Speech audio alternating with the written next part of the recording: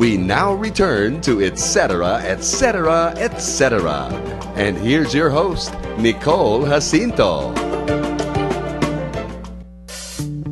Welcome back, folks. Remember, if you want to call us at 897-8374, 895-4460, just to put in your 2 cents. No? You can join. We'd love to hear from you. Yeah, we'd love to hear from you. You can join Doc Yul and I. You can, of course, also call in tomorrow to react. But today, if you want to say anything to Doc Yul or, put in your 2 cents or put out your cigarette and pick up the phone, then that would be good too. We'd love to take a call from you. So, Doc Yul, you are a co-founder of the FCTC. Can you tell us what this is about? Okay. I did not co-found the FCTC. You did not? Okay. There's an organization in the Philippines called the FCTC Alliance. Okay. FCTC Alliance, okay. Philippines. It's called FCAP. And it's been in the news, so you'll probably Google it. But it's based on the FCTC, called the Framework Convention on Tobacco Control. Okay. This is an international treaty spearheaded by the World Health Organization. Okay. And there are currently 172 parties to the treaty. Okay. And among them, the Philippines. No, we ratified in 2005. So we're obligated, our government is obligated to implement the treaty's provisions. Among the provisions, there are, I would say, there are 4 very effective measures. One is to raise taxes and prices. We know that if people cannot afford to smoke, they will convince themselves not to smoke. Yes, that's true. This is what we've seen in countries like the US, in Australia, where it's expensive to smoke and the smoking has gone down. In New York, 2009 costs about $10.50 for a pack of cigarettes. In the West Coast, it's about $7.50. So, yeah, the prices were climbing over the years, and it did help curb it.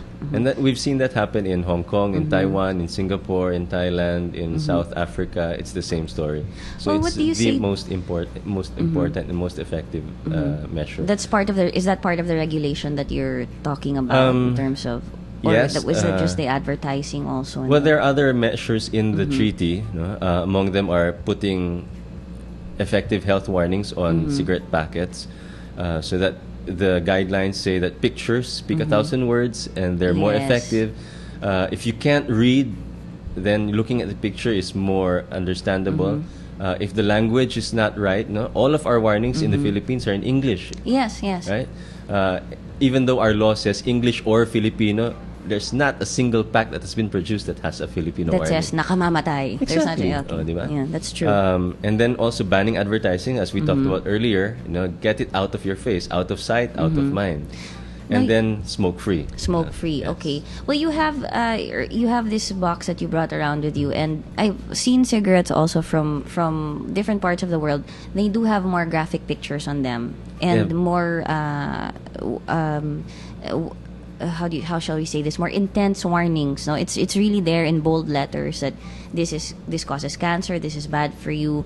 Not just and you have this box that you bring along with you, and for example, there's a picture of a sick baby, there's a picture of a foot that's the toe gangrene. is gangrene foot, and these are illnesses that you get from smoking.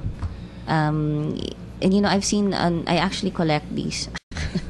I do. I have a collection of some of the, and then sometimes you'll see pictures of lungs, a picture of someone sick, and this is what you're talking about, in contrast to the images of smokers that we see, the popular images. Exactly. Now that is scary. Yeah, the foot really gets to me. The biggest effect really that we're after here is to discourage young people from starting. Once you're addicted, even if you see these pictures, sometimes you're desensitized to it. Yeah, exactly. And the young people, when they look at this, they kind of realize more what it means when they say, "Oh, smoking is bad for you."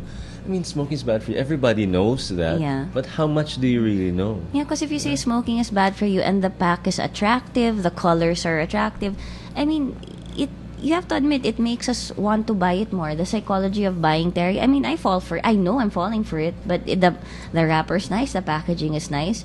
Okay, sure, why not? I'll get it. They have packages that look like sachets, also 5 sticks, 3 sticks.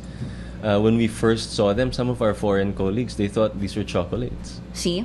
I mean, yum yum.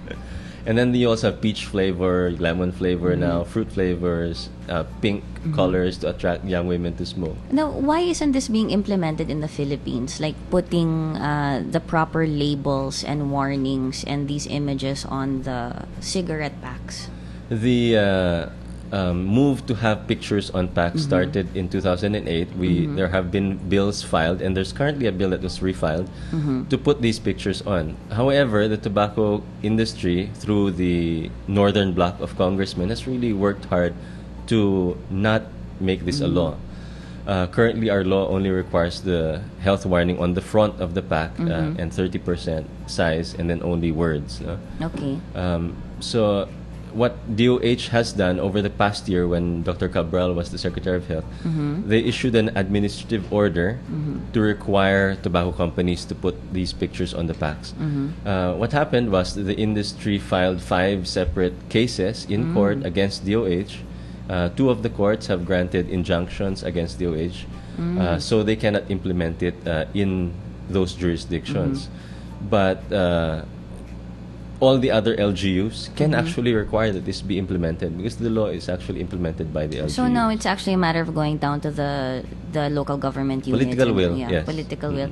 And, I'm gathering from our whole conversation that the DOH is really helping out in this fight against, in the fight for tobacco awareness. And if you find that it's a government agency that's really helping you out, be honest here. Yes. DOH as an agency, there are personalities, of course, that some are really hardworking in terms of tobacco control. And then there are others who, it's a job. And then there are even others who are more political and think, well, our president smokes, so maybe we should go slowly on smoking. Okay. So they let it play. So they let it soften, no? But if you realize the numbers who are dying and getting sick, it's an emergency. We should be doing something about it. And the prime movers should be the government, should be our Department of Health. Yes, that's true.